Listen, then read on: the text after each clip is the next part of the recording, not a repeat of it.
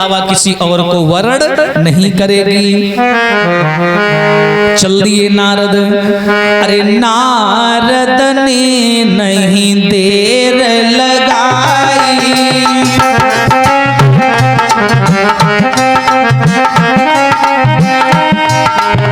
नारद ने ना देर लगाई और बीच स्वयंवर पहुँचे जाई, बीच स्वयंवर।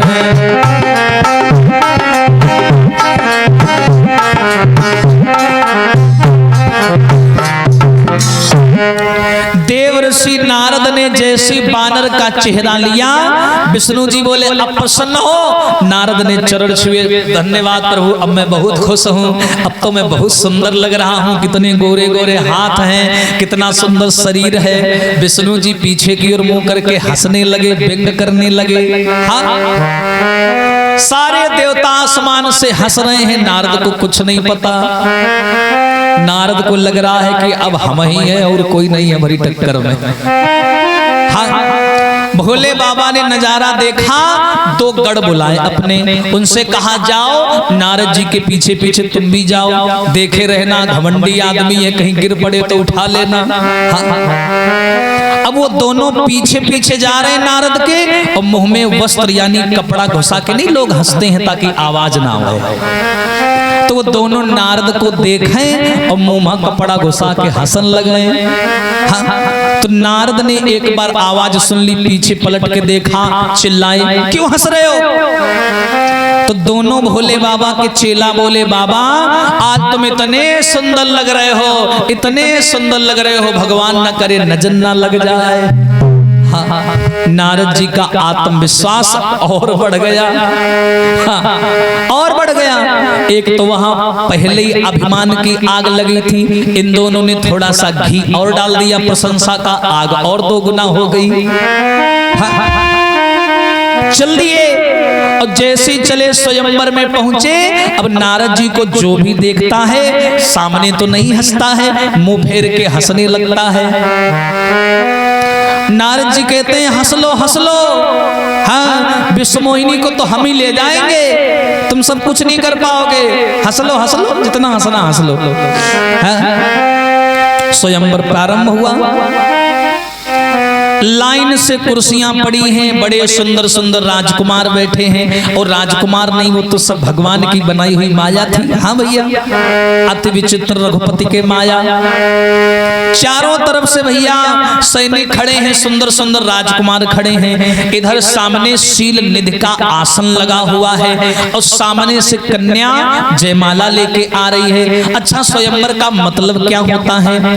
लाइन से सुंदर सुंदर राजा बैठे होते हैं, और जो लड़की होती, जो कन्या होती है, जयमाला लेके आती है, समस्त राजकुमारों को वो देखती है, जो उसे लड़का पसंद आ जाता है उसके गले में जयमाला डाल देती है। इसे स्वयंवर बोला जाता है। स्वयं वर, कन्या वर का स्वयं चयन करती है, इसलिए स्वयंवर। सारी तैयारियां हो गई, नारद जी रास्ते से आ ही रहे थे, सब लोग बोले स्वयंवर शुरू करो, विष्णु जी बोले अभी रुक जाओ। अरे जिसके लिए इतनी व्यवस्था करवाई, टेंट लगवाया, वो तो भी आया ही नहीं है। हाँ, एक कुर्सी खाली पड़ी, बोले अरे जिसके लिए ये सब करवाया वो तो आ जाए। हाँ, नारद जी आए और उसी कुर्सी पर सारी कुर्सियां भर गई, और जानबूझ करके एक कुर्सी भगवान ने खाली छोड़ दी कि मेन तो आदमी आया ही नहीं अभी। हाँ, नारद जी आए, आकर के बैठ गए। अब देखा होगा जो सुंदर आदमी होता है उसे एक अपना ही अलग एटीट्यूड होता है ना। तो नारद जी ने क्या किया, बार बार कहीं कपड़ा संभाल रहे हैं, कहीं बाल संभाल रहे हैं, कहीं हाथ संभाल रहे हैं। सुंदर है ना, हम इसलिए संभाल रहे हैं, समझ नहीं पाए। स्वयंवर शुरू हुआ, कन्या जयमाला लेकर के आई, नारद बैठे जानबूझ करके अपना सर कन्या के आगे झुकाने लगे। हाँ, लो डालो जयमाला।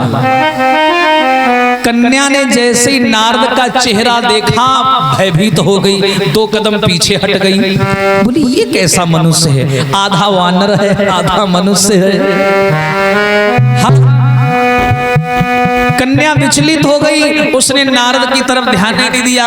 उसने विचार किया अरे कोई बाचाल होगा, हाँ बाचाल होगा कोई, बाचाल बोलते पागल को, हाँ सिरा तो न इसने विचार किया कि कोई बाचाल होगा, ध्यान नहीं दिया, आगे बढ़ गई कन्या। और जब कन्या आगे निकल गई तो नारद बाबा खोपड़ी खुजलाने लगे कि इसने मेरे जयमाला क्यों नहीं डाली। इतना सोच ही रहे थे कि तब तक क्या हुआ कि राजा बनकर आ गए लीलाधर तत्काल।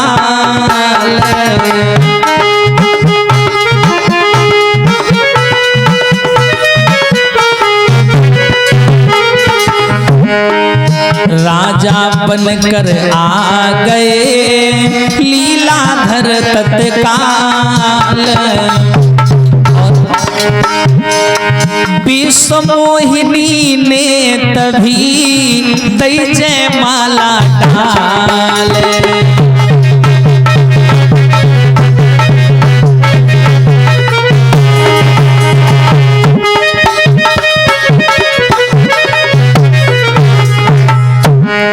राजा बनकर आ गए लीलाधर तत्काल। विश्वमोहिनी ने तभी दई जयमाला डाल।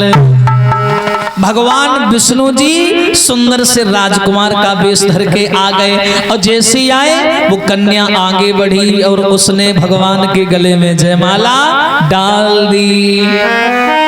और जयमाला डाल दी और विष्णु जी ने कन्या का हाथ पकड़ा, लेके चल दिए। और नारद वहीं खड़े खड़े देख रहे हैं कि ये हो क्या रहा है। अरे ये कन्या पागल हो गई है। नारद गलत सलत बोलने लगे वहीं पर, भैया गुस्से में कुर्सी उर्सी उठा के फेंकने लगे। हाँ अब कोई इतना सुंदर बन के आया हो, इतने बड़े आत्मविश्वास में आया हो और वहां इतनी बेइज्जती हो जाए। हाँ नारद चिल्लाने लगे अरे ये कन्या पागल हो गई है, अरे ये समाज अंधी हो गई है, अरे देखो तो सबसे सुंदर मैं था यहाँ पर और फिर भी ये कन्या उसके साथ चली गई। ऐसा कैसे हो सकता है, मैं साक्षात श्री हरि से उनका रूप लेकर के आया था, ऐसा कैसे हो सकता है कि वो कन्या किसी और को वर्ण कर ले। नारद गुस्से में तिलमिलाने लगे। भोले बाबा के दोनों चेला वहीं खड़े थे। वो पीछे से आए, बोले बाबा बाबा एक बात कहें। तो नारद तिलमिला के बोले हाँ तुम मल्ले हो, बताओ का है। यहाँ पहले से आग लगी है, तुम बता ले हो। नारद बोले क्या है बताओ। दोनों गढ़ बोले बाबा तुमको लगता है तुम सुंदर हो। नारद बोले क्यों, कोई शंका? अरे शंका नहीं, पूरा प्रश्न खड़ा होता है कि तुम सुंदर नहीं हो। सुंदर नहीं है, क्या बात कर रहे हो?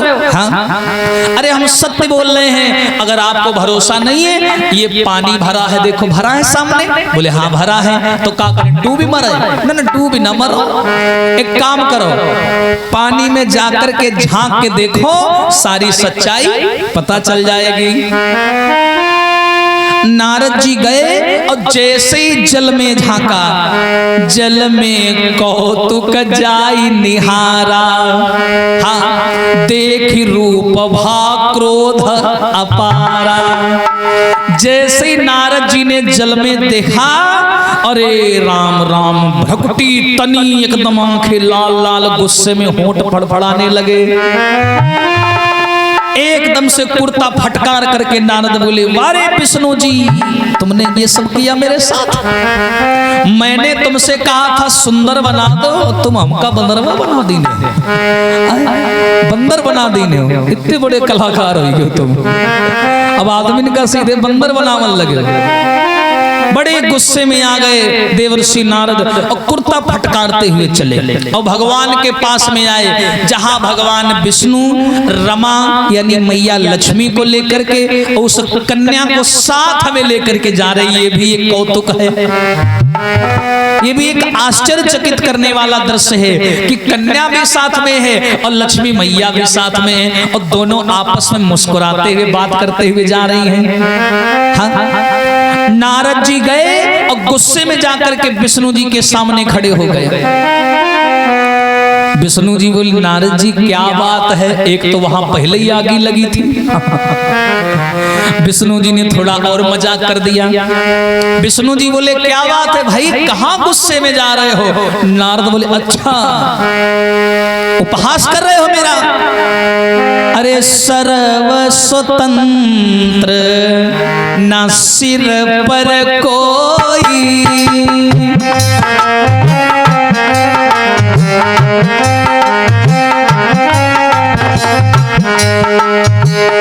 आज विष्णु जी तुमने अपनी वास्तविकता दिखा दी हमको।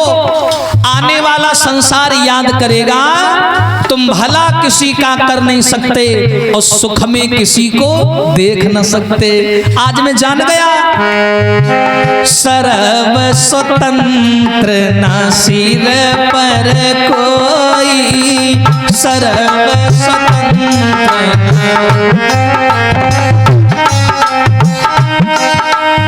सर्व स्वतंत्र ना सिर पर कोई। महाराज भावई मन ही करो तुम सोई, भावई मन ही करो।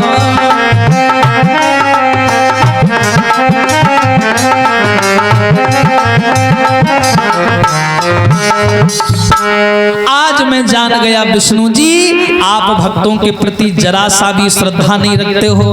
अरे मैंने जीवन भर तुम्हारा नाम लिया, 8वां याम नारायण नारायण जपा, और जीवन में पहली बार मैंने घर बसाने की सोची, तुमसे देखा नहीं गया।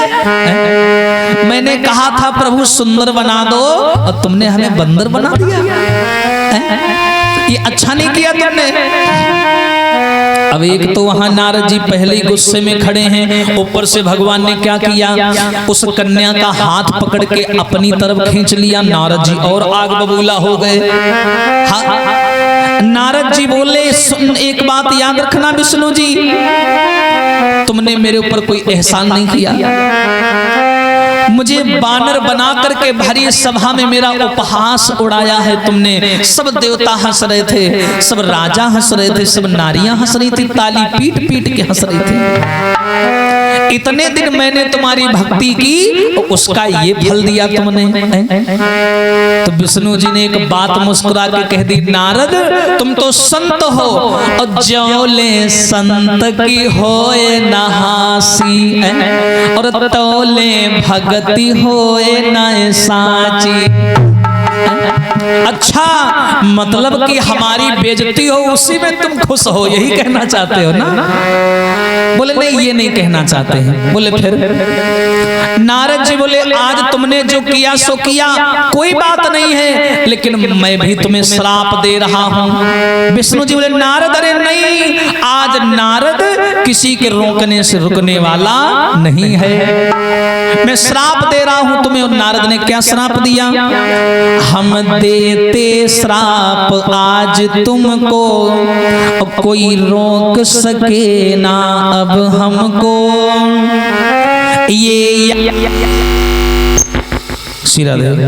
ये याद रहे पृथ्वी ऊपर, भूपाल पड़े बनना तुमको। अरे मैं श्राप दे रहा हूं कि दुख क्या होता है, मुसीबत क्या होती है, तकलीफ क्या होती है, तुम ऐसे नहीं जानोगे। अभी तो नारायण के रूप में हो, अभी तो जो मन आता है वो कर लेते हो, लेकिन जब इंसान बन के मृत्यु लोक में जाओगे और जब इंसानों के बीच रहोगे, तब तुम्हें पता चलेगा कि समाज क्या होती है, तब जानोगे।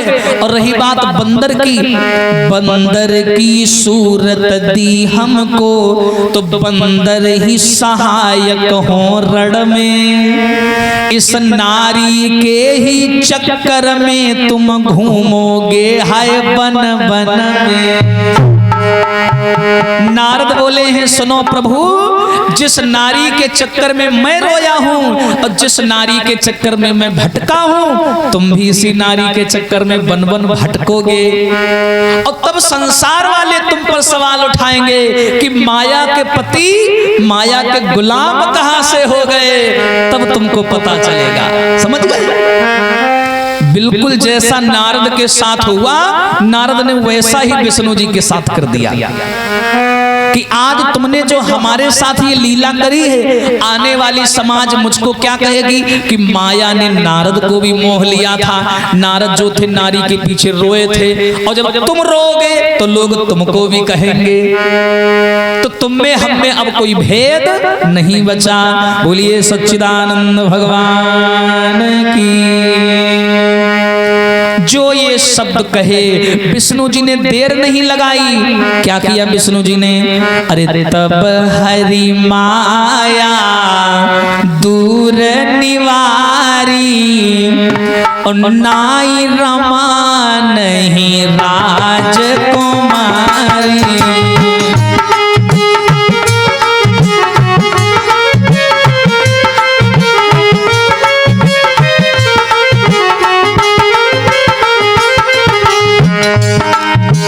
विष्णु जी ने देर नहीं लगाई, अपनी बनाई हुई माया को खींचा।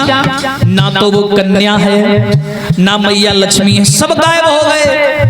अब नारद जी को झटका लगा। नारद जी इधर उधर देखने लगे, बोले प्रभु वो कन्या कहाँ गई, मैया लक्ष्मी कहाँ गई?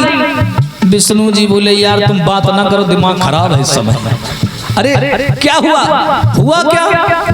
हमने इतना खर्चा किया, टेंट लगवाया, कुर्सी उर्सी मंगवाई, हमने सोचा कि हम तुम्हारा घमंड मिटाएंगे, और तुम तो उठाए गुम्मा हमारे धरती ने हो। हम ही को श्राप दे दिया तुमने, ये कैसी बात है? नारद बोले प्रभु गलती हो गई, माफ कर दो। अरे आपकी कृपा सब पर होती है, और आपकी कृपा जिस पर हो जाए सब उस पर आपकी कृपा करते हैं। प्रभु माफ कर दो। जा पर कृपा राम की होई, ता पर कृपा करें सब कोई।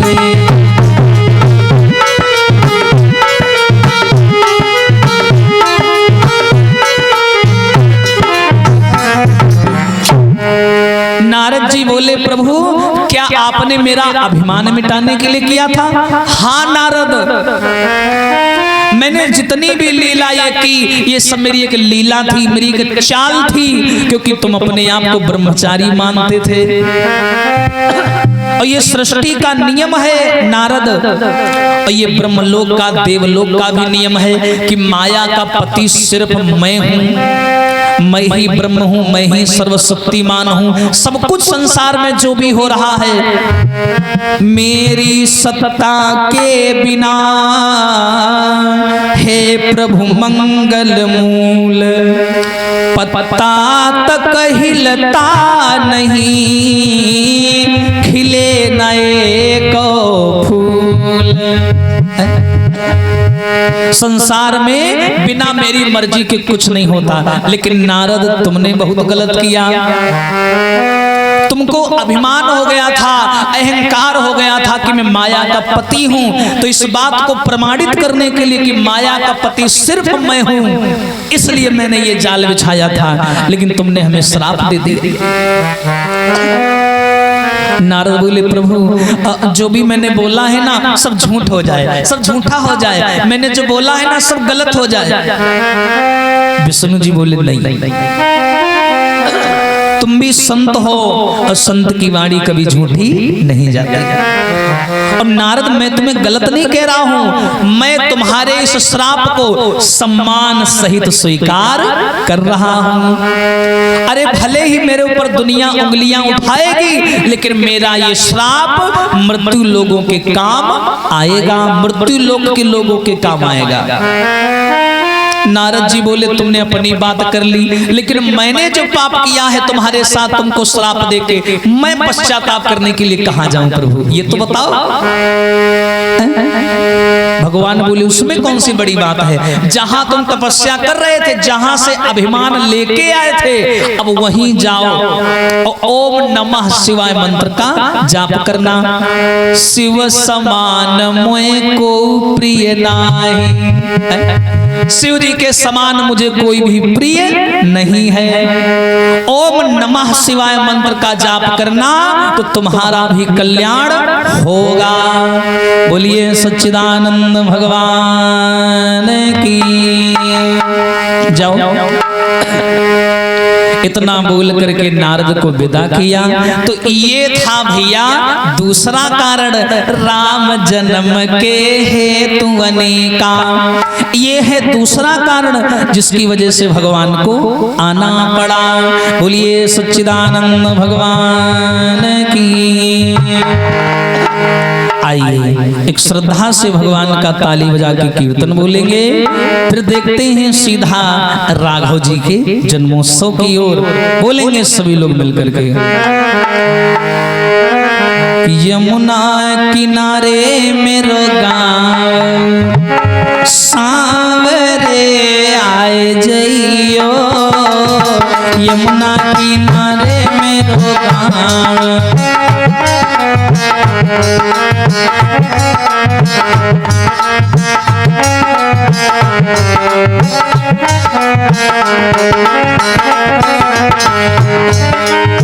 यमुना किनारे मेरो गाँव सांवरे आए जइयो, यमुना किनारे मेरो गाँव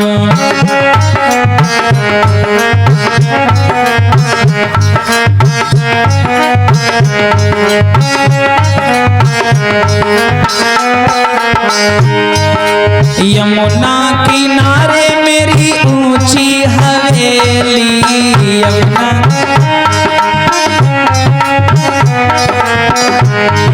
यमुना किनारे मेरी ऊंची हवेली, यमुना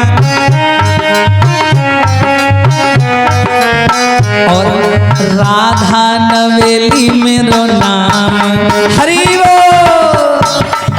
बोलिए सभी लोग। अरे राधा नवेली मेरो नाम सांवरे आए जइयो, राधा नवेली मेरो नाम।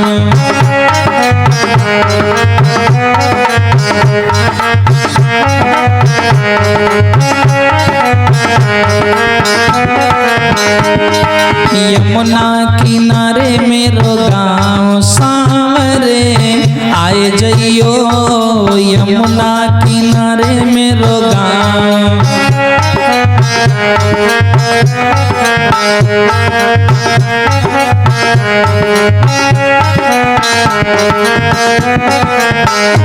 और अरे मली मली के मैं तुझे नहलाऊं, मली मली